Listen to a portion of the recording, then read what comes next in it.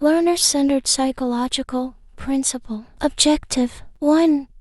Discuss the nature of learner-centered teaching modalities, structures, methods, and strategies that facilitate differentiated teaching to suit learners' gender, needs, strengths, interests, and experiences. 2. Identify factors that promote learner-centeredness and motivate learners to work productively and be accountable for their own learning. 3. Reflect on how developmental and social factors can influence learning environments to promote fairness, respect, and care. 4. Relate RA 10533 and the K-12 framework to the principle of learner-centeredness. First, let's remember that in every classroom, learners are at the center of all teaching and learning activities. As students, we are not just receivers of information.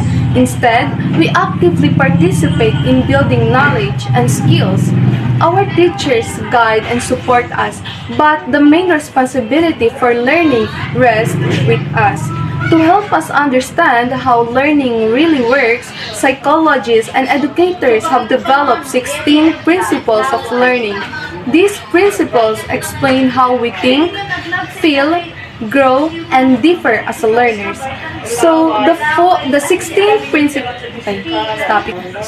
16 principles are grouped into four main categories. We have the cognitive and metacognitive factors, motivational and affective factors, developmental and social factors, and individual differences factors. So first, as for cognitive and metacognitive factors, we have the nature of the learning process. Learning is most effective when students actively construct meaning from experiences and information instead of passively memorizing. For example, a science student learns about gravity better by doing an experiment with falling objects rather than just reading the definition. The second, goals of the learning process. Learners need clear, short, and long-term goals to stay motivated and improve their understanding over the time. For example, a student first sets a goal to the pass. For example, a student first sets a goal to pass a math quiz, or let's say the short term, but later aims to improve overall problem-solving skills for future career, which is the long term. And we also have the construct of knowledge. This is the third. New knowledge becomes meaningful when linked into prior knowledge, allowing better understanding and application. For example, when learning fractions, a student connects it to their prior knowledge of dividing a pizza into equal parts. Strategic thinking. Learners should use different strategies to solve problems, adapt them to situations, and refine them through practice and feedback. Example, a student preparing for exams use flashcards, mind map, and practice. Test to understand and remember concept of effective. Thinking about thinking. Balik. Thinking about thinking, metacognition. Balikin.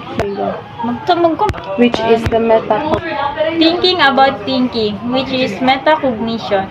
Learners must reflect on their own thinking, evaluate strategies, and adjust when needed to become independent thinkers.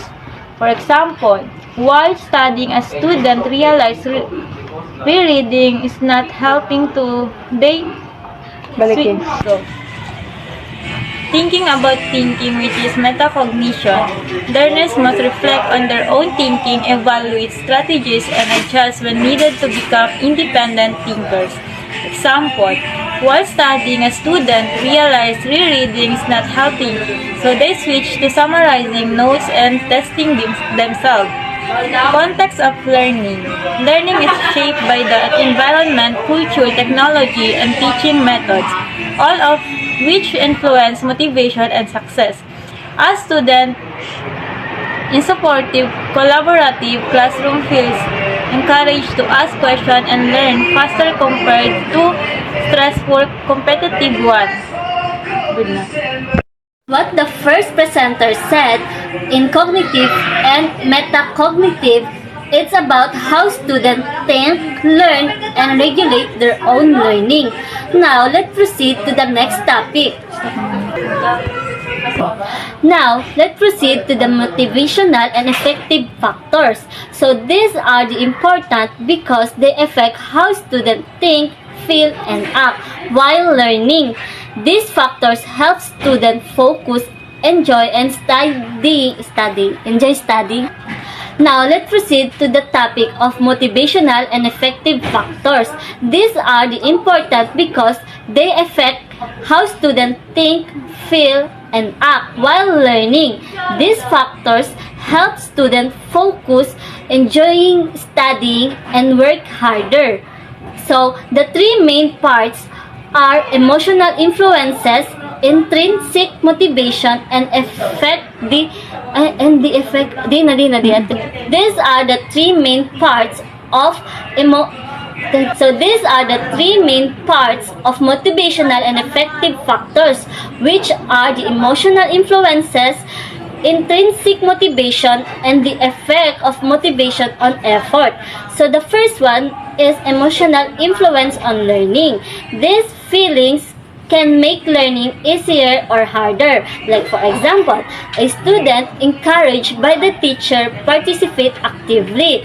This is the positive feeling, helps students join and enjoy learning. So, the next example is a nervous student avoid answering question.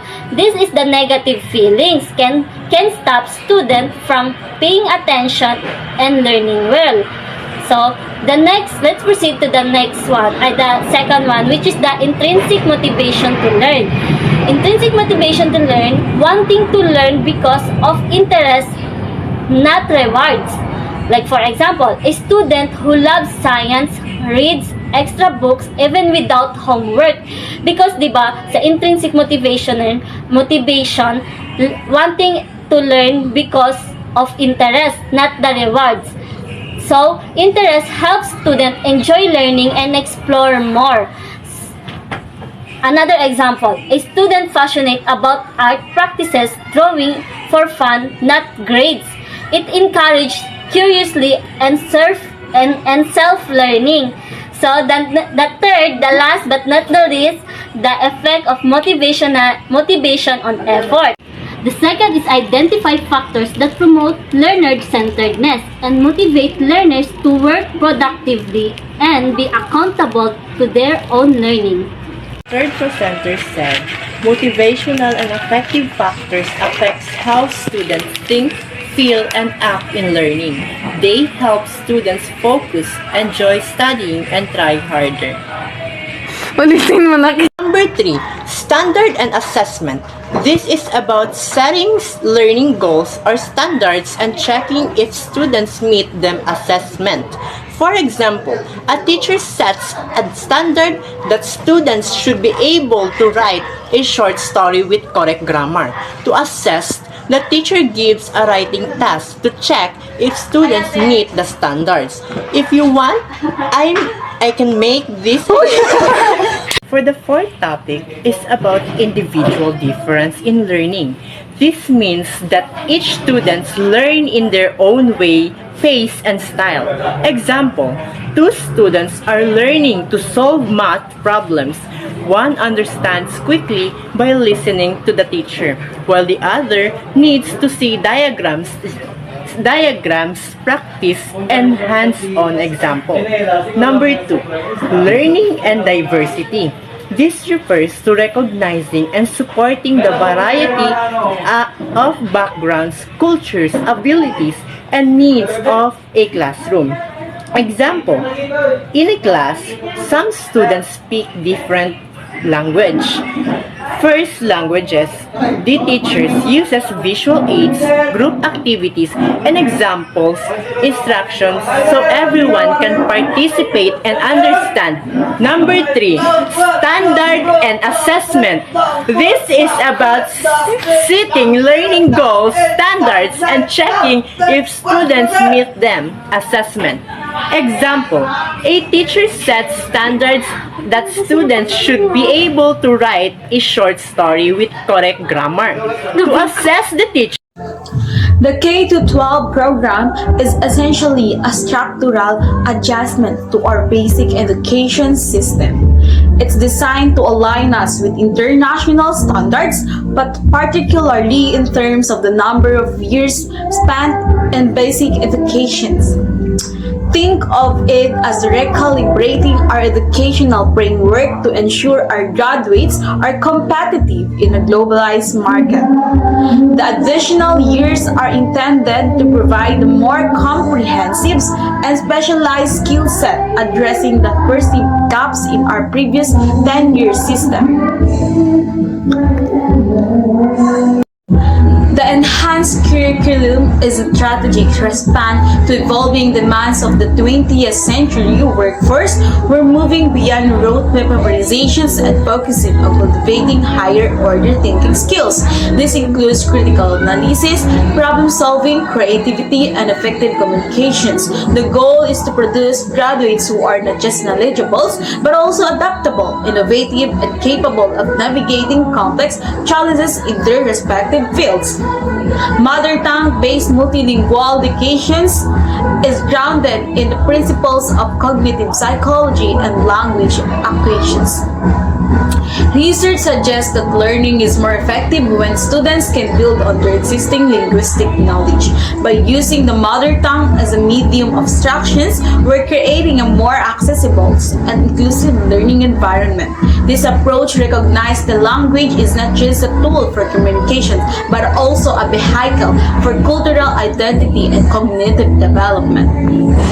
The success of any educational reform hinges on the competence and commitment of its teachers. Republic Act 10533 recognized the need for continuous professional development to ensure our educators are equipped with the latest pedagogical techniques and subject matters expertise.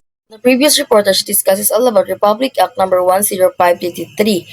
Through the K-12 framework, transformed Philippine education by extending basic schooling to 13 years and prioritizing a learner-centered curriculum that equips students with academic excellence, critical thinking, and real-world skills for global competitiveness. Good day everyone, I am Celine Jan M. Melorin. Today I will discuss is all about development and social factors. Development factors refers to a person's physical, intellectual, emotional, and social growth from conception to maturity, while the social factors are the internal conditions, interaction, and relationships with a person environment that influences development and learning. So the development factors are the intrinsic aspect of an individual growth across their lifespan.